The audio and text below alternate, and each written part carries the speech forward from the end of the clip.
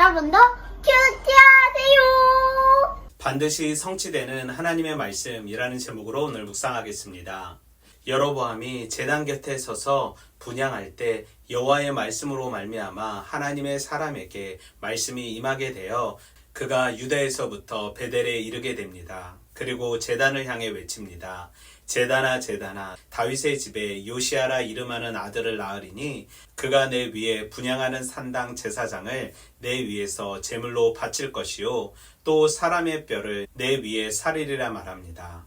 또 그날의 한 가지 표징으로 제단이 갈라지며 그 위에 있는 재가 쏟아집니다.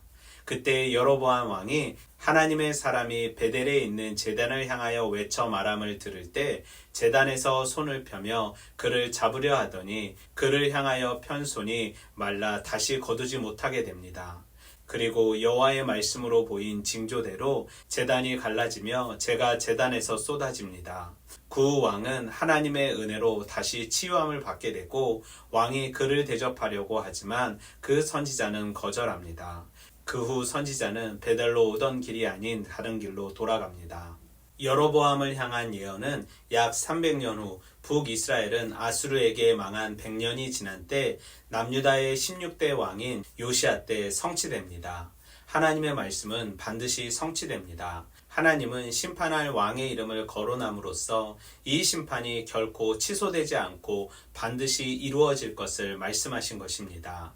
그러니 우리는 그 말씀 앞에 반드시 순종해야 합니다.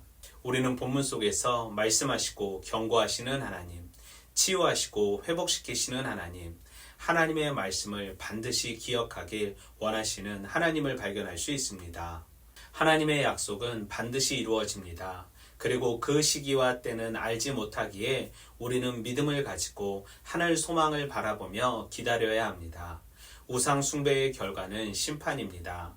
여로보암은 깨달아야 했습니다. 경고하시지만 그 경고가 회복을 위한 경고이기에 돌이켜 회개해야 한다는 사실을 말입니다. 우상 제단을 향한 심판의 선포는 반드시 이루어질 것이고 남유다의 16대 왕 요시아 때 그 말씀은 실현됩니다. 그리고 그 약속을 반드시 실현됨을 깨닫게 하시기 위해 마른 손이 펴지는 역사를 보이시고 제단이 갈라지게 하십니다. 성도는 가장 축복을 받은 존재입니다. 왜냐하면 눈으로 보고 믿은 것이 아니라 믿음으로 말미암아 하나님의 뜻을 기대하고 소망하기 때문입니다.